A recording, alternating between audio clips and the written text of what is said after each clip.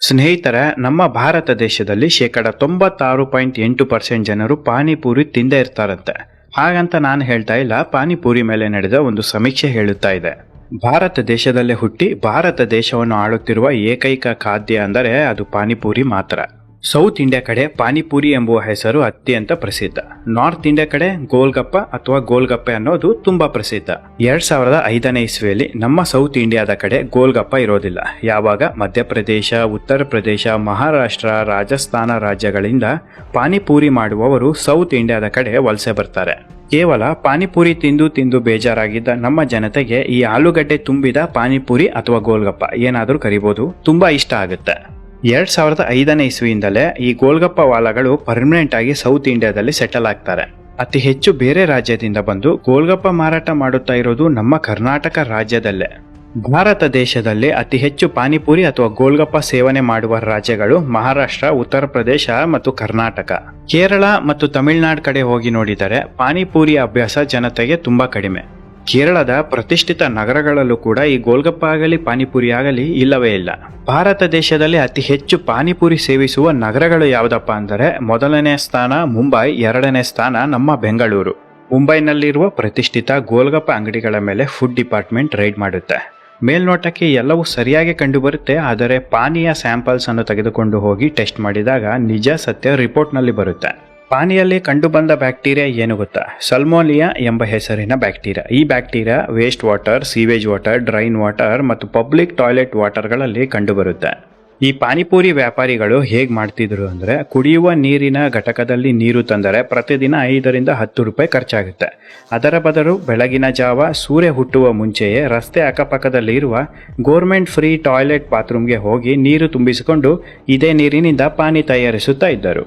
ಸುಲಭವಾಗಿ ಹೇಳಬೇಕಂದ್ರೆ ಬಾತ್ರೂಮ್ ನೀರನ್ನು ಪಾನಿಪುರಿಗೆ ಬಳಸ್ತಿದ್ರು ಅಷ್ಟೇ. ಪಬ್ಲಿಕ್ ಬಾತ್ರೂಮ್ಗಳಲ್ಲಿ ಸಲ್ಮೋನಿಯಾ ಎಂಬ ಬ್ಯಾಕ್ಟೀರಿಯಾ ಇರುತ್ತೆ. ಈ ಬ್ಯಾಕ್ಟೀರಿಯಾ ಹೊಂದಿರುವ ನೀರನ್ನು ಗ್ರಾಹಕರು ಪಾನಿ ಮುಖಾಂತರ ಕುಡಿದ ನಂತರ ಡಯೇರಿಯಾ, ಡೈಜೆಸ್ಟಿವ್ ಸಿಸ್ಟಮ್ ಡ್ಯಾಮೇಜ್ ಮತ್ತು ಬ್ರೈನ್ ಸ್ಟ್ರೋಕ್ ಆಗುವ ಸಾಧ್ಯತೆ ಹೆಚ್ಚಿರುತ್ತೆ. ಬೇರೆ ರಾಜ್ಯದಿಂದ ಬಂದು ಗೋಲ್ಗಪ್ಪ ಮಾರುವವರಿಗೆ ಗ್ರಾಹಕರ ಮೇಲೆ ಯಾವುದೇ ಕಾಳಜಿ ಇರೋದಿಲ್ಲ, ಕೇವಲ ಬಿಸ್ನೆಸ್ ಮಾಡೋದು ಮಾತ್ರ ನೋಡ್ತಾರೆ. ಇದು ಕೇವಲ ಒಂದು ಪಾನಿಪುರಿಯ ಕಥೆ ಅಲ್ಲ ವೀಕ್ಷಕರೇ. ದೇಶದಲ್ಲಿರುವ 96% ಗೋಲ್ಗಪ್ಪ ವಾಲಾಗಳ ಪರಿಸ್ಥಿತಿ. ಸಾಕಷ್ಟು ಗೋಲ್ಗಪ್ಪ ಅಂಗಡಿಗಳು ಚರಂಡಿ ನೀರನ್ನು ನೇರವಾಗಿ ಉಪಯೋಗಿಸಿ ಪಾನಿ ತಯಾರು ಮಾಡುತ್ತಾ ಇದ್ದರು ಅಂತ ವರದಿ ಬಂದಿದೆ. ಪ್ರತಿದಿನ ನೀವು ಪಾನಿಪುರಿ ತಿಂತೀರಾ? ಖಂಡಿತವಾಗಿಯೂ ನಿಲ್ಲಿಸಲೇಬೇಕು. Indian institute of medical research ಹೇಳಿರೋ ಪ್ರಕಾರ ಪ್ರತಿದಿನ ಈ ರಸ್ತೆ ಬದಿಯ ಪಾನಿಪುರಿ ತಿನ್ನೋದ್ರಿಂದ ಸಿವಿಯರ್ ಆದ ಡಯೇರಿಯಾ ಮತ್ತು ಸಡನ್ ಬ್ರೈನ್ ಸ್ಟ್ರೋಕ್ ಆಗುವ ಹೆಚ್ಚು ಸಾಧ್ಯತೆ ಇದೆ. ಪ್ರತಿದಿನ ಪಾನಿಪುರಿ ಅಥವಾ ಗೋಲ್ಗಪ್ಪೆ ಸೇವನೆಯಿಂದ ನರಗಳ ದೌರ್ಬಲ್ಯ ಹೆಚ್ಚಾಗುತ್ತೆ. ಸ್ವಲ್ಪ ತಿಂಗಳು ಅಥವಾ ವರ್ಷಗಳಾದ ಮೇಲೆ ಮೆದುಳಿನಲ್ಲಿರುವ ಸೆರಿಬಿಲಿಯಂ ಎಂಬ ಒಂದು ಭಾಗ ಸರಿಯಾಗಿ ಕೆಲಸ ಮಾಡೋದನ್ನು ನಿಲ್ಲಿಸುತ್ತೆ. ಮೆದುಳಿನಲ್ಲಿ ಇರುವ ಸೆರಿಬಿಲಿಯಂ ಭಾಗ ದೇಹದ ಚಲನವಲನೆಯನ್ನು ಕಂಟ್ರೋಲ್ ಮಾಡುತ್ತೆ. ಯಾವಾಗ ವಿಷಕಾರಿ ಪಾನಿಪುರಿ ಸೇವಿಸ್ತೇವೆ, ಈ ಪಾನಿಪುರಿಯಲ್ಲಿರುವ ಬ್ಯಾಕ್ಟೀರಿಯಾ ಸೆರಿಬಿಲಿಯಂಗೆ ಪೂರೈಕೆ ಆಗುವ ರಕ್ತ ನಿಲ್ಲಿಸುತ್ತೆ. ರಕ್ತ ಯಾವಾಗ ಪೂರೈಕೆ ಆಗೋದು ನಿಲ್ಲುತ್ತೋ ಸಡನ್ ಆಗಿ ಬ್ರೈನ್ ಸ್ಟ್ರೋಕ್ ಬರುತ್ತೆ. ಮತ್ತೊಂದು ಕಡೆ ಈ ಬ್ಯಾಕ್ಟೀರಿಯಾಗಳು ಸಂಪೂರ್ಣವಾಗಿ ಡೈಜೆಸ್ಟಿವ್ ಸಿಸ್ಟಮ್ ಅನ್ನು ತಿಂದು ಹಾಕುತ್ತೆ. ಮಲಬದ್ಧತೆ ಸಮಸ್ಯೆಯನ್ನು ಹೆಚ್ಚು ಮಾಡುತ್ತೆ. ಯಾವುದೇ ಆಹಾರ ಸೇವಿಸಿದರೂ ಡೈಜೆಷನ್ ಆಗೋದಕ್ಕೆ ಸಾಧ್ಯವೇ ಇಲ್ಲ. ಈ ಪಾನಿ ಕತೆ ಒಂದು ಕಡೆ ಆದರೆ, ಗೋಲ್ಗಪ್ಪದಲ್ಲಿ ಹಾಕಿಕೊಡುವ ಆಲೂಗಡ್ಡೆ ಮಸಾಲೆ ಕೇವಲ ಕೆಮಿಕಲ್ ಬಳಸಿ ತಯಾರಿಸೋದು. ಹೌದು ಸ್ನೇಹಿತರೆ, ಒರಿಜಿನಲ್ ಮಸಾಲೆ ಅಲ್ಲವೇ ಅಲ್ಲ. ಕೆಮಿಕಲ್ ಪೌಡರ್ಗಳಿಗೆ ಫ್ಲೇವರ್ಸ್ ಹಾಕಿ ಮಿಕ್ಸ್ ಮಾಡ್ತಾರೆ. ಅಷ್ಟೇ ಅಲ್ಲದೆ ಆಲೂಗಡ್ಡೆಯನ್ನು ಸೆಕೆಂಡ್ಸ್ ಅಲ್ಲಿ ತರ್ತಾರೆ. ಕೊಳೆತು ಹೋಗುವ ಆಲೂಗಡ್ಡೆ, ಬಿಸಾಕುವ ಆಲೂಗಡ್ಡೆ ಪ್ರತಿದಿನ ದೊಡ್ಡ ಪ್ರಮಾಣದಲ್ಲಿ ಇರುತ್ತೆ. ಇವನ್ನೆಲ್ಲ ಖರೀದಿ ಮಾಡೋದು ಈ ಗೋಲ್ಗಪ್ಪ ವಾಲಾಗಳು. ಪಾನಿಯಲ್ಲಿ ಬಳಸುವ ಮಸಾಲೆಯಲ್ಲಿ ಅತಿ ಹೆಚ್ಚಾಗಿ ಟೇಸ್ಟಿಂಗ್ ಪೌಡರ್ ಹಾಕ್ತಾರೆ. ಇದೇ ಕಾರಣಕ್ಕೆ ಒಂದು ಸಲ ಗೋಲ್ಗಪ್ಪ ತಿಂದರೆ ಮತ್ತೆ ಮತ್ತೆ ತಿನ್ಬೇಕಂತ ಆಸೆ ಆಗುತ್ತೆ. America, Nepal, Europe, Philippines, Indonesia ಈ ದೇಶಗಳು ಭಾರತ ದೇಶದ ಗೋಲ್ಗಪ್ಪೆಯನ್ನು ಬ್ಯಾನ್ ಮಾಡಿದೆ. ಯಾಕಪ್ಪ ಅಂದರೆ ಡೇಂಜರಸ್ ಬ್ಯಾಕ್ಟೀರಿಯಾಗಳು ಈ ಗೋಲ್ಗಪ್ಪ ಪಾನಿಪುರಿಯಲ್ಲಿ ಇರುತ್ತೆ ಅಂತ. ಜೀವನದಲ್ಲಿ ಕೇವಲ ಒಂದು ಬಾರಿ ಗೋಲ್ಗಪ್ಪ ತಿಂದವರಿಗೂ ಕೂಡ ಸಡನ್ ಹೆಲ್ತ್ ಪ್ರಾಬ್ಲಮ್ ಆಗಿರೋದು ದೃಢ ಆಗಿದೆ.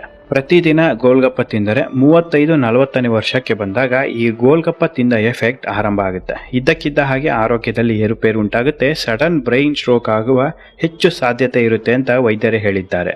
ಬೇರೆ ರೀತಿಯ ಆರೋಗ್ಯ ಸಮಸ್ಯೆ ಉಂಟಾದರೆ ಎಷ್ಟೇ ದುಡ್ಡು ಖರ್ಚು ಮಾಡಿ ಆದರೂ ಚಿಕಿತ್ಸೆಯನ್ನು ಪಡಿಬಹುದು.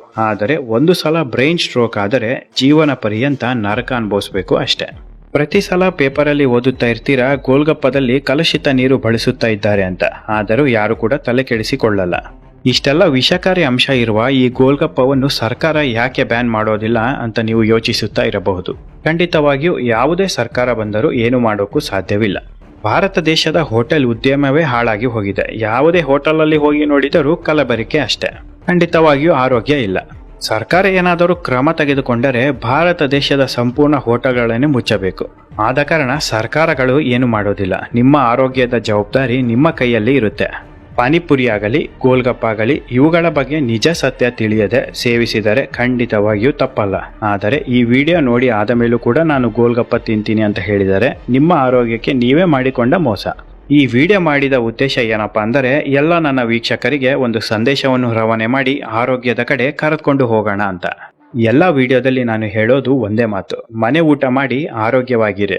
ಸ್ನೇಹಿತರೆ, ನಿಮಗೆ ಈ ವಿಡಿಯೋ ಇಷ್ಟ ಆಗಿದ್ರೆ ದಯವಿಟ್ಟು ಒಂದು ಲೈಕ್ ಕೊಡಿ, ಶೇರ್ ಮಾಡಿ, ಸಬ್ಸ್ಕ್ರೈಬ್ ಮಾಡಿ, ಪಕ್ಕದಲ್ಲೇ ಇರುವ ಬೆಲ್ ಐಕಾನ್ ಪ್ರೆಸ್ ಮಾಡೋದನ್ನ ಮರೆಯಬೇಡಿ.